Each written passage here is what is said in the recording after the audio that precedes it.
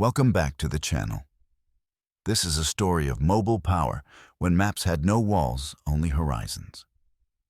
Where do you think the real turning point was? The loss of horse herds, the collapse of food sources, or the pressure of paper borders? Share your reason. Between the Red River and the Arkansas River, riders once moved as if the grass were a road and the wind a guide. Date frame 1850 to 1875. Place the southern plains from the Llano Estacado to the Wichita Mountains and the Canadian River breaks. Principal actors the Numunu, known in English as the Comanche, with allies of the Kiowa and the Tsitsista Cheyenne, and on the other side, the United States Army agency officials, freighters, and buffalo hunters tied to distant railheads. Power here was measured in horses' water and time. Villages rose with the sun, crossed rivers at fords remembered by elders, and vanished into canyons before a column could fix their trail. The stakes are direct and enduring. On this open country, an economy of grass-fed bison herds that fed people and mobility was the first defense and the first law. Forts, treaties, and markets pressed in along river lines and wagon roads. New tanning methods and the spread of rail turned hides into cash far from the plains, drawing hunters into the heart of the southern herd. Policy promised annuities and fixed reservations, even as game and trade routes still moved with the seasons. Friction grew where maps tried to hold a living range still.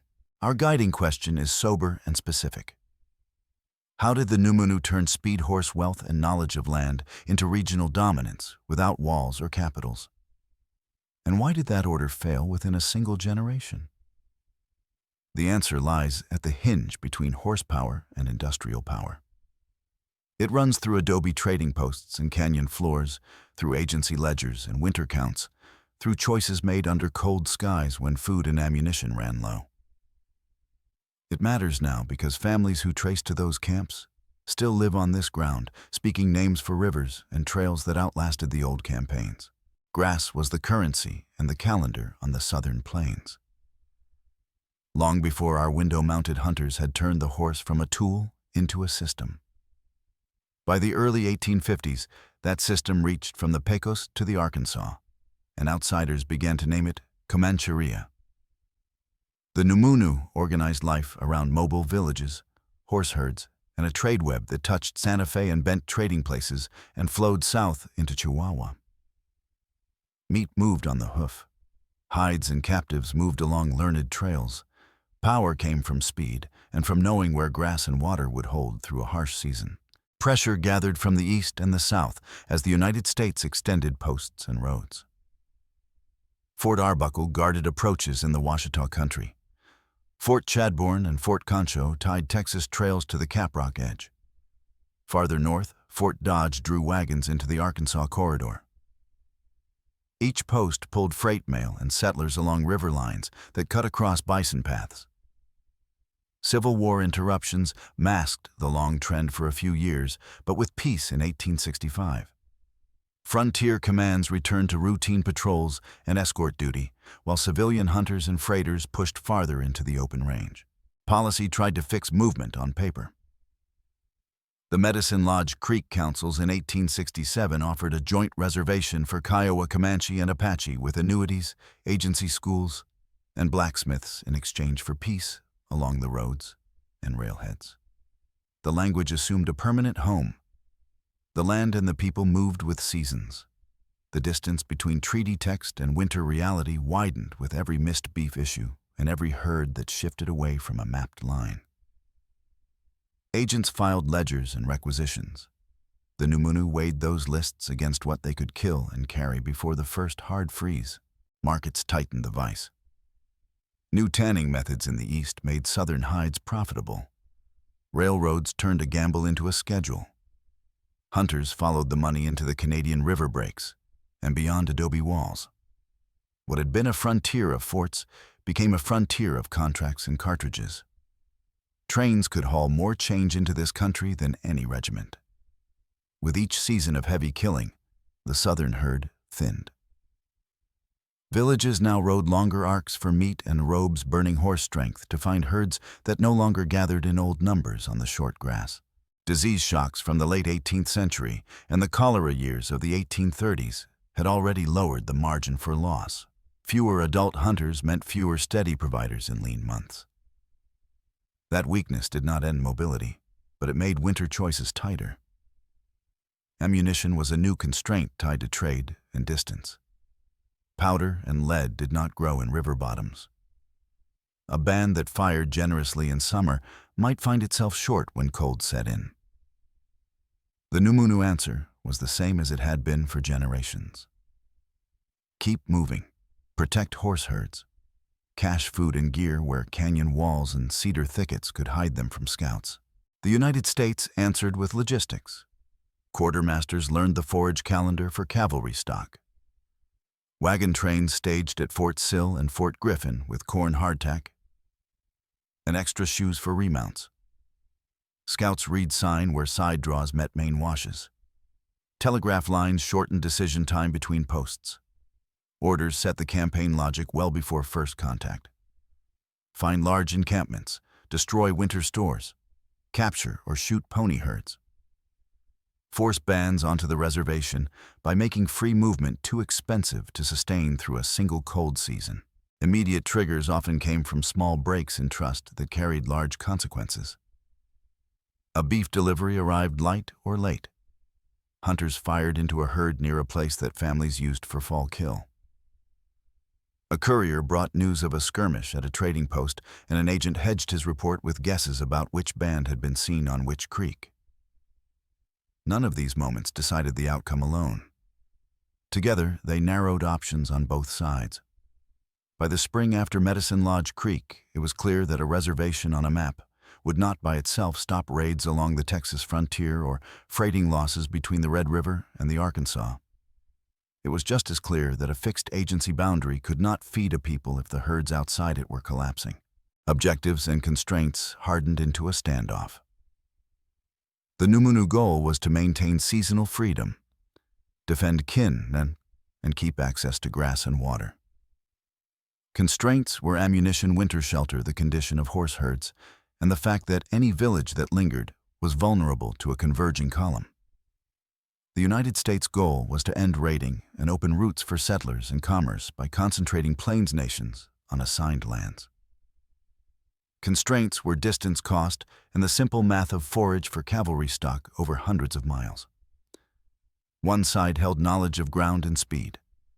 The other side held depots, rails, and a growing ability to act at scale. By 1873, the elements for a decisive break were in place. The hide market still paid. Railheads pulled hunters deeper. Posts were linked by telegraph and by shared plans. Scouts mapped canyons that could hide a village and also trap it. Families across the Llano Estacado cached food and tightened night watch over horse herds. Agents at Fort Sill wrote that annuities would stabilize people if the hunts ceased. Officers wrote that the hunts would cease if mobility ended. Between those two sentences, the country braced for a season in which grass powder and time would be counted day by day. Summer on the Canadian River broke hot and dry. Hunters had pushed far beyond earlier posts, stacking hides beside rough plank walls and sleeping under wagons. Before sunrise, on June 27, 1874, riders gathered on the high ground near Adobe Walls. Bands from the Numunu, the Kaigwu, and the Tsitsistas had agreed to strike at first light and drive the hunters away from the southern herd. The charge came in waves. Rifles cracked from loopholes. Horses slid in the loose sand around the buildings. When the smoke settled, the post still stood. The hunters' walls and ammunition had held. The village forces withdrew into the broken country, counting losses and counting how many rifles had answered them from inside the rooms. The immediate effect was not the expulsion of hunters, but a message thrown outward along trails and telegraph. The fight would not be small or brief. The place had become a frontier in its own right. Couriers rode east toward Dodge with details that grew and hardened with each retelling. Telegraph keys clicked in garrison rooms up the Arkansas corridor. Officers at Fort Dodge and farther south at Fort Sill aligned scouts' remounts and mule trains for a wider campaign.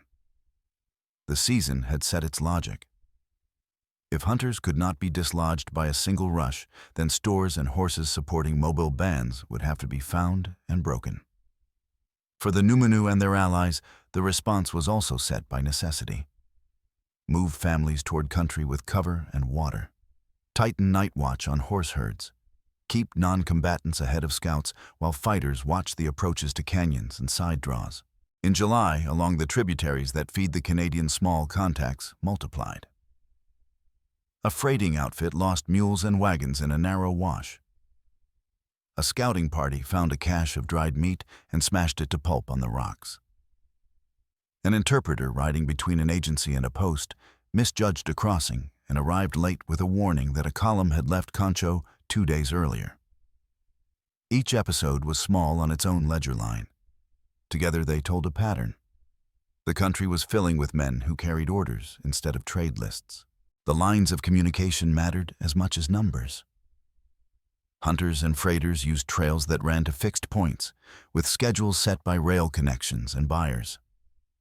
Bands used learned paths that changed with the season and the condition of grass. Messages moved by different means. A telegram from Fort Dodge to Fort Supply could shorten reaction time by a day. A runner moving from a canyon camp to a lookout on a rim could have the same effect at a smaller scale. Delays in either system could be fatal. A courier who reached a village an hour after the first scouts glimpsed dust on the horizon carried news that no longer helped. Late August turned with thunderstorms that left water in potholes and made tracks read like a ledger. Scouts for the posts began to close the distances. Trails out of camps that had been masked in dry weather now printed clean in the damp. Across the staked plains edge sign showed heavy use of a few protected draws. That told the same story to men who had never spoken. It told of families preparing to hold through the cold months with food cached where canyon walls kept the wind down. On September 12, 1874, northeast of Adobe Walls, a small party of scouts and carriers moving between posts was cut off in open country. They fell back to a shallow depression, later called Buffalo Wallow. Under heavy fire, they dug at the crust with knives and plates, using the slight cover to keep rifles in play through a day of attacks and a night of rain. At dawn, they still held the shallow ring. Relief reached them as the weather broke. The tactical effect was limited to a saved party. The strategic effect was harder. It confirmed for commands what the season had already suggested. Small groups could hold if supplied, and if they could signal each other across the distances. It also confirmed for bands that unfortified ground no longer guaranteed an easy finish in a fight with men who had steady ammunition and could expect help if they lasted until another column closed. Through September, agency reports described bands checking in at Fort Sill to trade or talk and then slipping out again toward the Caprock edge. The tone of those notes is even but strained. Beef issues were counted against promise and against need. Cartridges were counted against likely contact. Each meeting in the agency yard carried two stories. One was of compliance with a treaty line. The other was of continuing movement beyond it to find meat and to watch posts that were clearly staging larger sweeps. The weather had its own lines in the record. Nights lengthened. The wind that roared in canyon mouths in summer now carried a cold edge. Cooks at posts and in camps felt the change first. Coffee cooked faster in the mornings when there was less argument about moving out. Fires in village circles burned longer at dusk. That meant more wood to collect, which meant more time exposed to scouts. Winter coming is an old truth on the plains, but in this season its meaning deepened. Winter would not only test food stores. It would test whether families could still move at the speed that had kept them safe across generations. One exchange from the season survives in multiple retellings and captures the order of battle that was forming in the minds of men on both sides. A short directive summarized the object with no flourish at all. Department Commander, Current Order Extract, Fort Sill, 1874. 08. Seize or destroy ponies and winter stores wherever found with hostile camps. Break their power to move. Do not risk long pursuit at the expense of mounts. Hold what you can and withdraw in good order. That line traveled further in practice than on paper. Along the Wichita and the Canadian, the method returned results that fed the plan. A camp surprised at dawn would lose jerked meat kettles robes and sometimes children caught between a firing line and an exit up a side draw. A herd driven from a bench above a canyon would scatter into arroyos, half recovered by riders who knew the ground and half lost to fear and to rifle shots meant to deny recovery. Each success for a patrol deepened failure for a village whose winter math had no extra numbers. In the same weeks, leaders among the Numunu and their allies debated routes and risks. Some pushed for dispersal in smaller camps, far from predictable crossings. Some argued for concentration near known water, with scouts posted deep betting that a larger body could repel a column long enough to save stores and mounts. Both strategies had worked in earlier years. Both were now under pressure from a new variable. Columns were converging. Messages passed between posts did not rely on riders alone. Ammunition and hardtack moved on schedules that did not tire. By late September, the converging logic of the season had shaped a likely outcome even before a canyon fight set it in the record. Hunters remained in place at their posts. Railheads remained hungry. Scouts ranged farther and reported more sign than earlier in the summer. Agency rolls showed faces one week and not the next. Caches were dug and then found.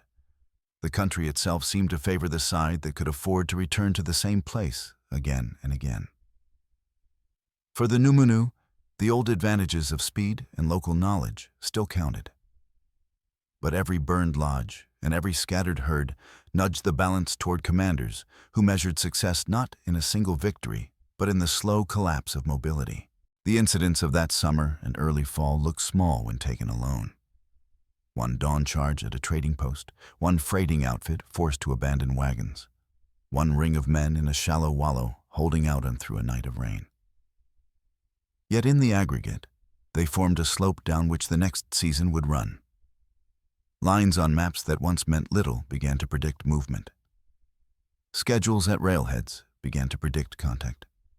As the first hard frosts approached, both sides understood that the next blows would fall where canyon floors offered food and shelter. The question that opened our story was shifting toward its answer. Dominance on an open range could not survive a winter without horses and without meat. The rising incidents had set the terms under which that test would be made. Columns moved when the nights cooled and the horses began to carry their weight again. Orders had been simple in draft and severe in their execution. Posts at Fort Concho and Fort Griffin pushed north and west toward the Caprock edge. Fort Sill sent mixed detachments northwest toward the Canadian river breaks.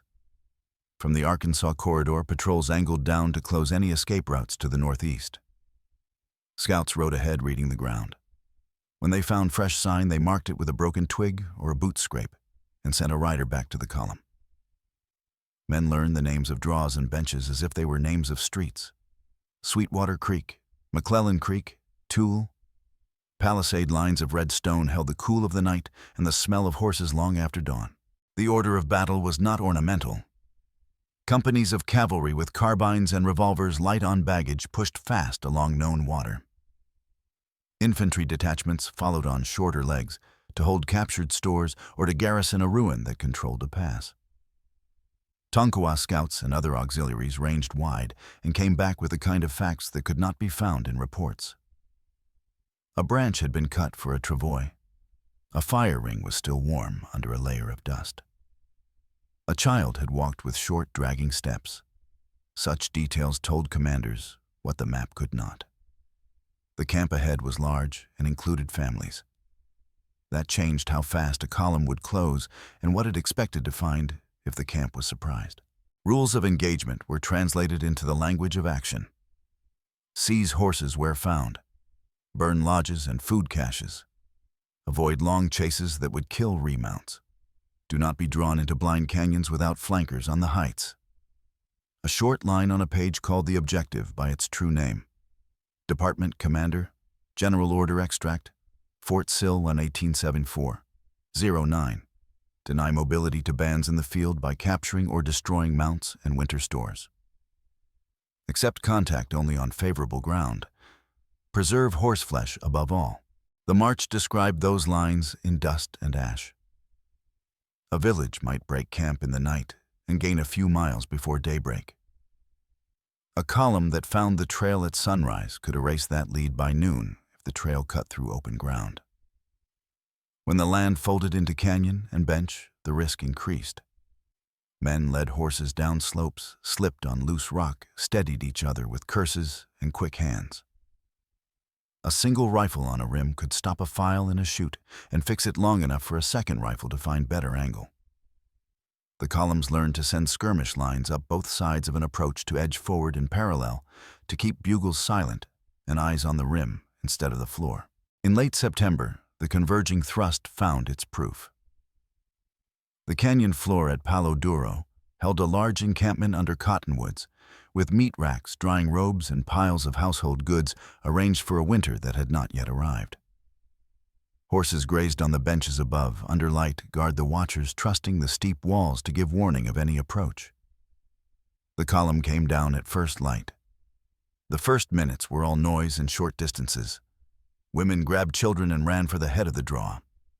Men fired back from quick cover, dropped back, fired again, and tried to pull the fight toward ground that would slow the attackers. It did not hold long enough to save the stores. Lodges were cut down or set on fire. Meat and robes burned. Kettles and tools were smashed where they lay. The horses driven off the benches bunched and scattered. Some were recaptured by riders who knew every side cut in the wall. Many were taken to a temporary corral and held. Later, most would be shot when the column could not feed or guard them. The canyon smelled of wet ash and the sharp stink of fresh hides. Casualties were not high compared to other battlefields that editors liked to list in columns. Numbers of dead were measured in ones and tens, not hundreds. The measure that mattered here was different. A camp stripped of food and blankets and the means to move could not keep its children warm through the first hard freeze. Warriors without mounts could not force a fight on ground of their choosing. The column counted success by what did not leave the canyon under its own power. The people who had lived there for the season counted loss by what they could not carry up the wall. Elsewhere along the staked plain's edge, the pattern repeated on smaller scales. A cache was found and burned under a ledge on Tule Creek. A herd was driven out of a pocket along McClellan Creek and then shot in batches to prevent its recovery.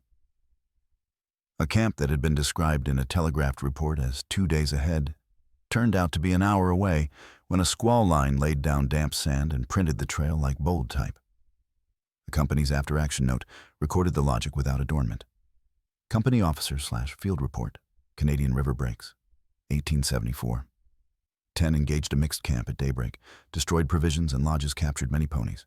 Unable to retain all stock due to feed and guard constraints. Destroyed remainder.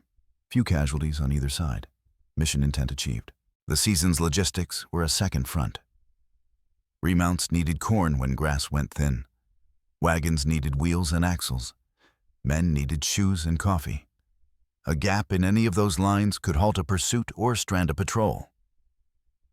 Quartermasters staged supplies at points where river crossings and cut banks made a natural depot.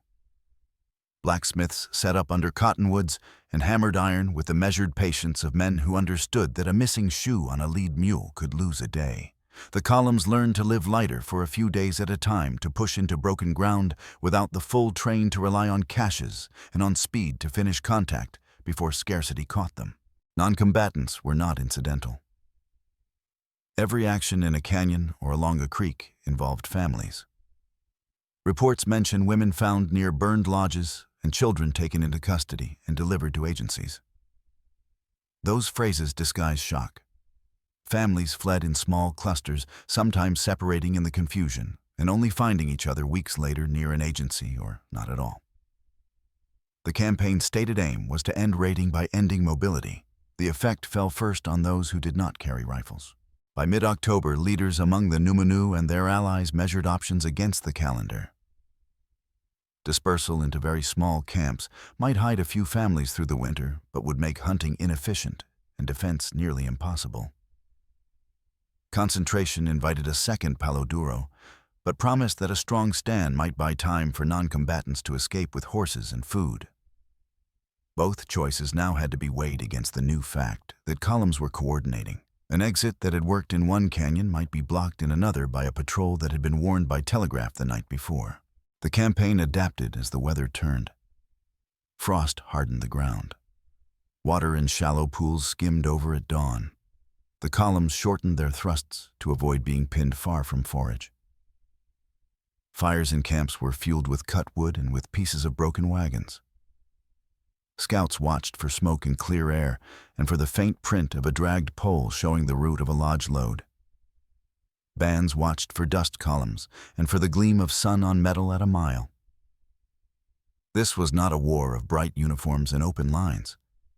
It was a war of signs and distances and the sound a horse makes when it stumbles in shale. Orders continued to state intent in the same narrow terms. Department Staff Officer / Circular Instruction, Fort Concho, 1874. 10 horse herds are the center of hostile power. Do not hazard columns in pursuit if it will cost mounts.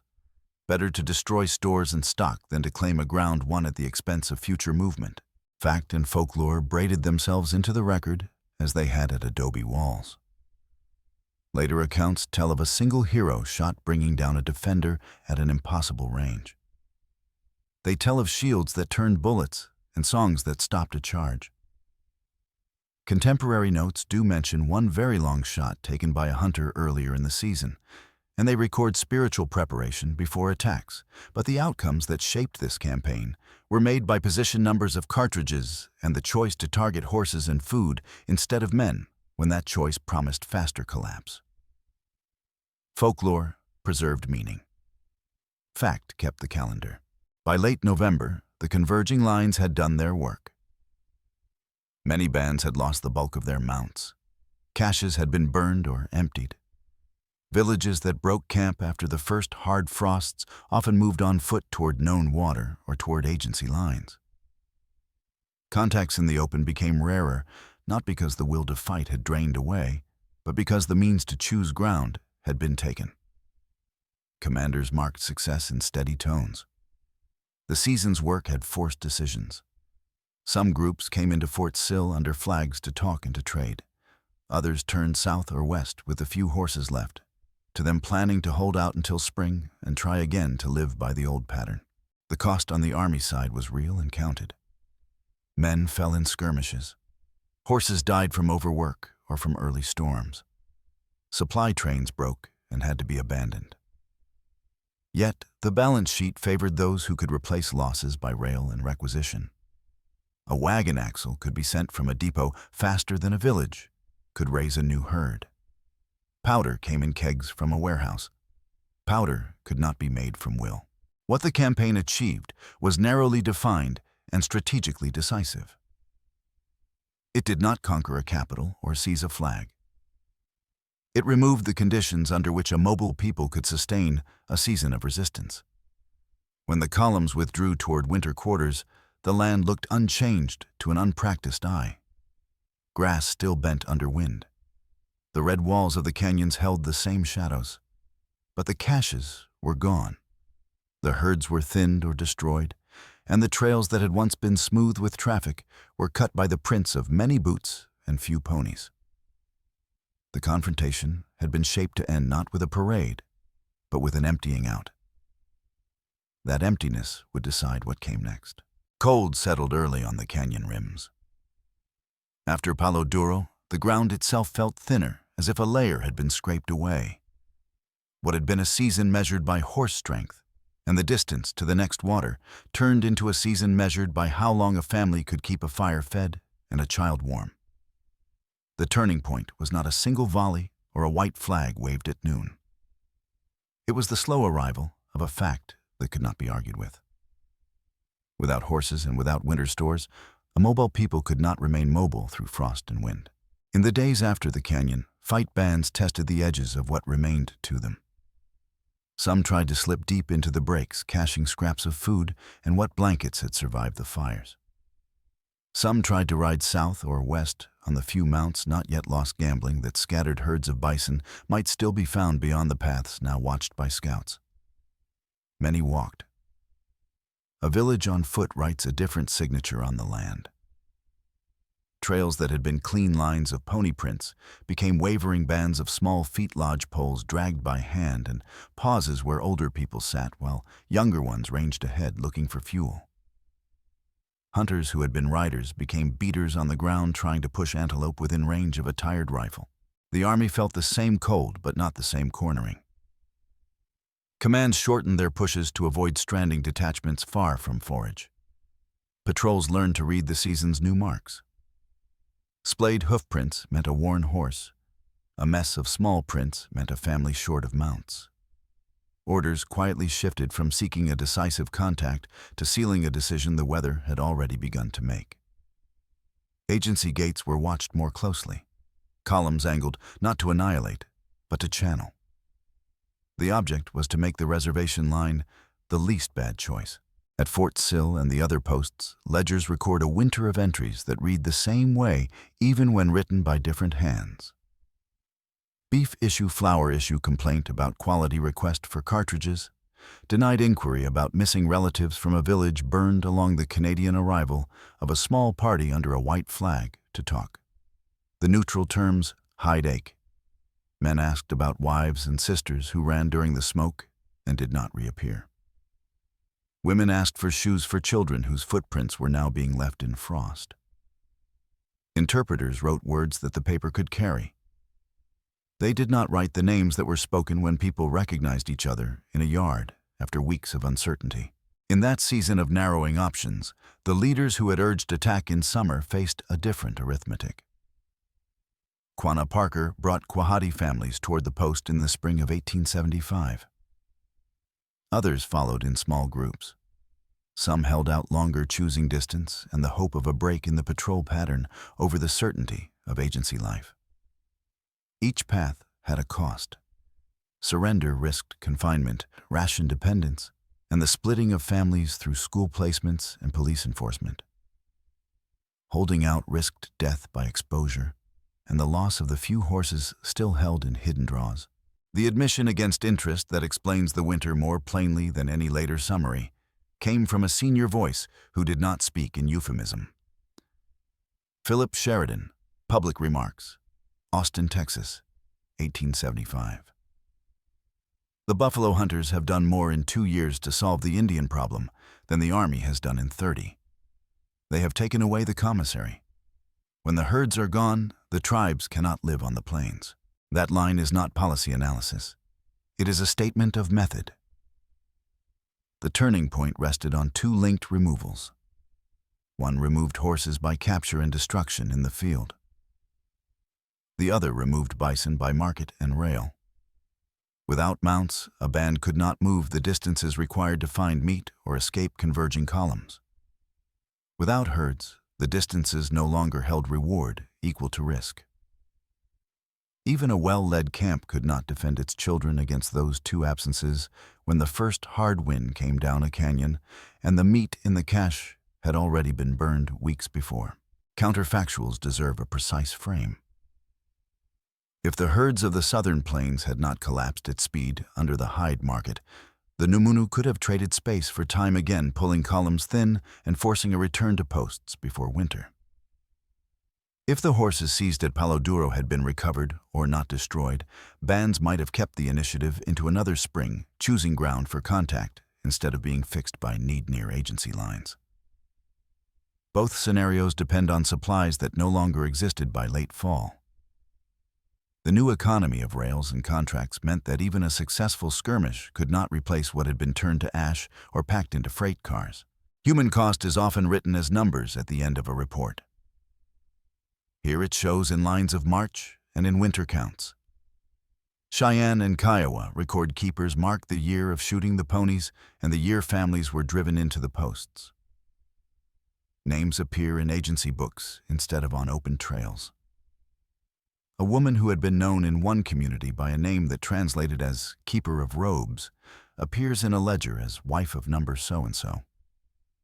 Children who had been counted by their aunts on cold mornings appear on school rosters, written by men who did not know the stories of their families. The loss of horses meant the loss of meat and movement, but it also meant the loss of the social rhythm that had kept people together from spring hunt to winter camp.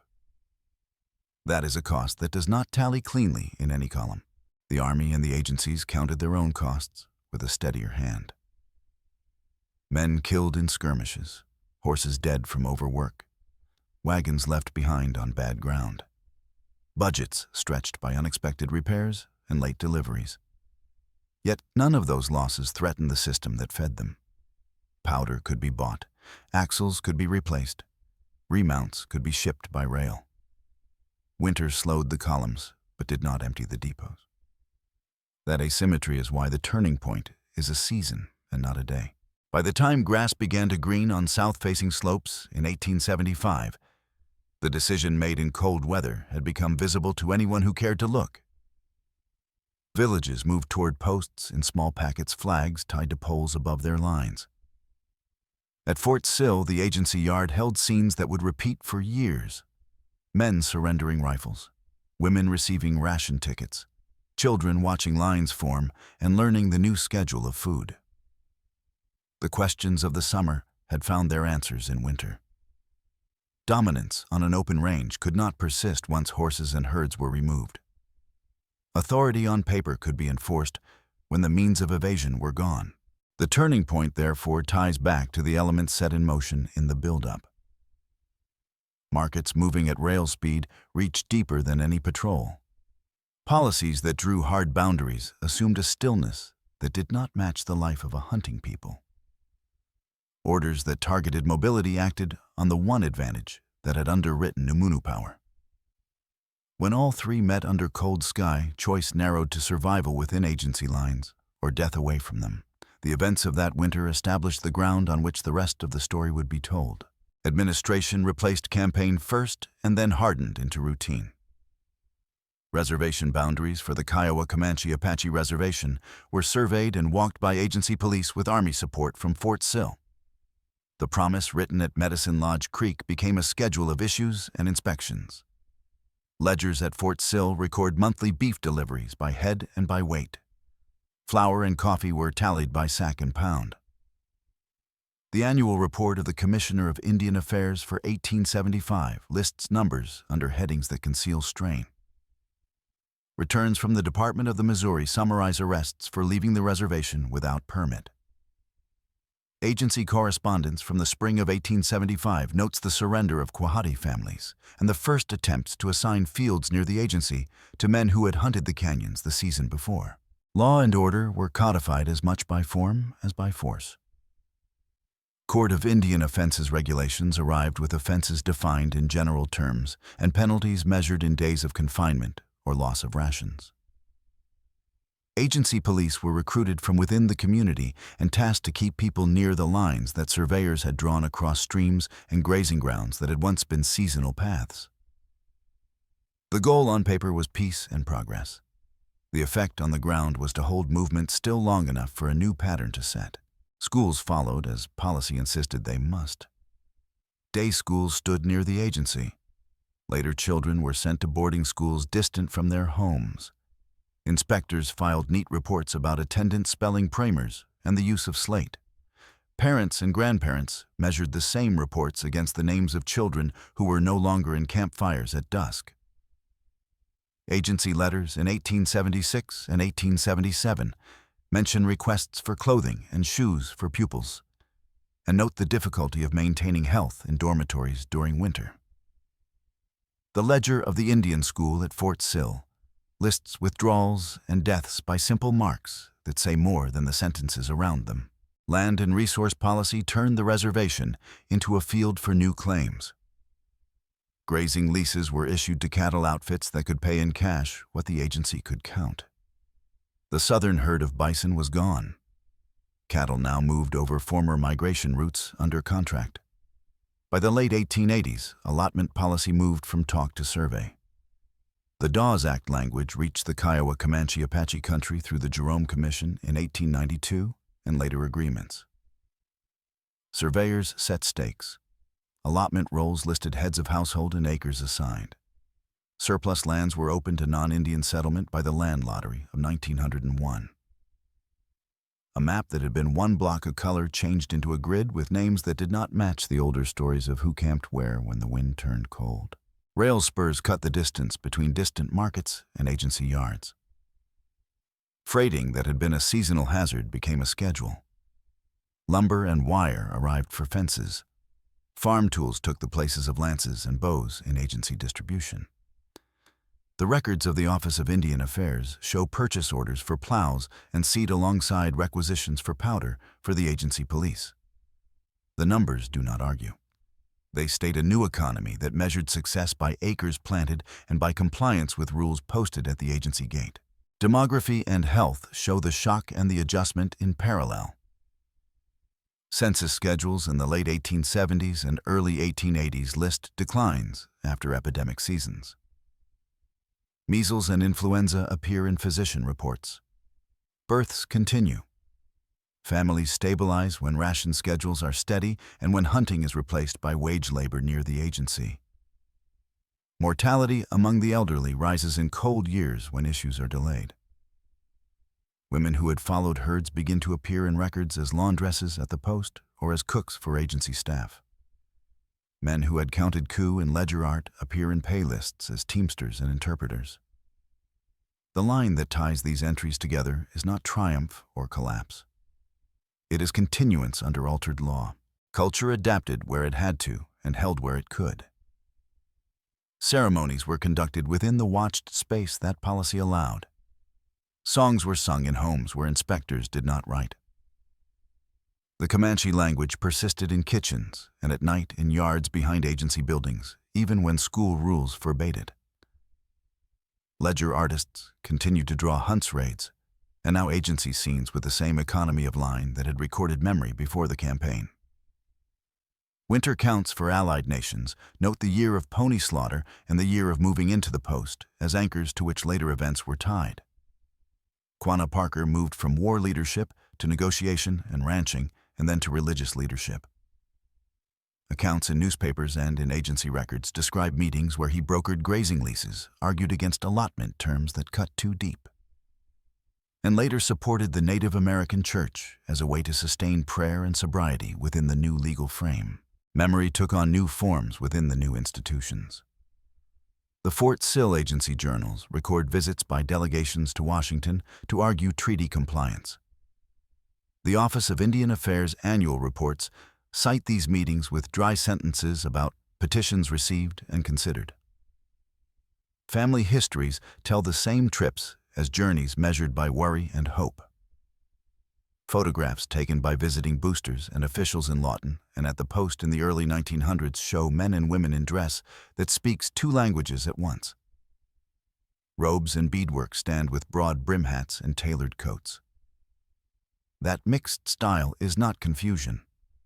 It is a record of choices made to endure. The land continued to change hands and use. Leases brought cattle and then wheat. Irrigation ditches were cut where river bottoms allowed. Timber was cut from stream banks that had sheltered camps in windbreaks. Many of these changes are written into county records rather than agency files after 1901.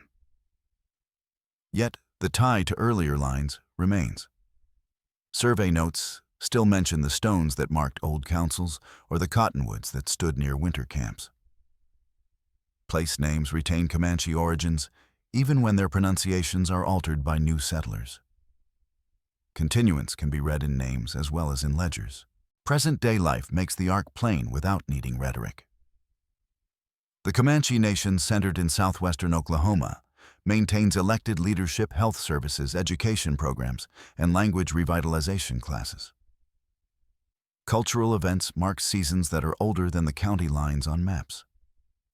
Veterans from the community serve in uniform and are honored under flags and under songs that carry histories older than the posts at which they enlisted. Museums and tribal cultural centers keep winter counts and ledger books where children can see them and hear the stories that attach to each image.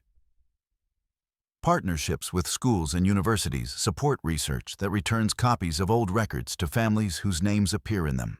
5 sets of records outline this continuance when read together.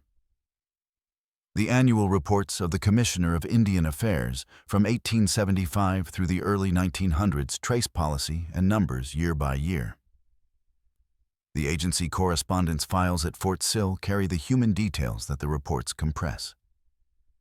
The treaty texts from Medicine Lodge Creek supply the original promises that later letters and protests cite. The allotment rolls and land patents show how a common range became parcels with new names. The ledger art and winter counts record what official documents do not try to hold, which is how people told themselves what had happened and why it mattered. Assessment within this aftermath is not a final verdict. It is a recognition of a pattern. A mobile order built on horses and grass was forced into a fixed frame built on paper and rail. Law and administration gave that frame weight. Land policy locked it to the ground. Demography bent and then leveled as families found ways to live within it. Culture persisted in homes and in ceremonies and then reclaimed public space when rules eased. The Numunu, who ride today in procession or speak their language in classrooms, are not symbols. They are the present tense of a history that crossed from canyon floors to agency yards and then into towns and offices without losing the thread that connects names to land. Scholarly consensus holds that the Numunu dominated the southern plains by converting horse wealth, water knowledge, and speed into a flexible system of power that outsiders later called Comanche. That order rested on a grass economy linked to bison and to a trade web that reached Santa Fe and Chihuahua. It functioned without walls or a standing capital because movement itself was the institution. The loss came when industrial forces changed the ground faster than tactical skill could compensate. The hide market and rail networks removed the food base.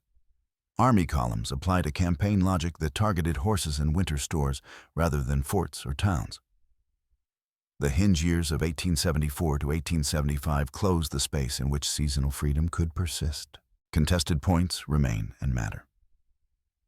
Estimates of bison numbers and of kills vary by method and by era.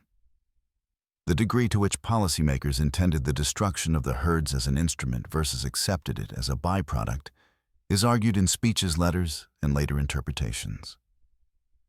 Narratives of Adobe Walls and the Canyon actions differ on particular names and on the role of spiritual preparation. Yet even where details diverge, the structure of events points in one direction. Mobility depended on horses and herds. When both were taken, decision followed. Legacy is visible in lawland and memory. Reservation administration and later allotment reordered movement into grids and schedules. Rail and cattle replaced the old herds.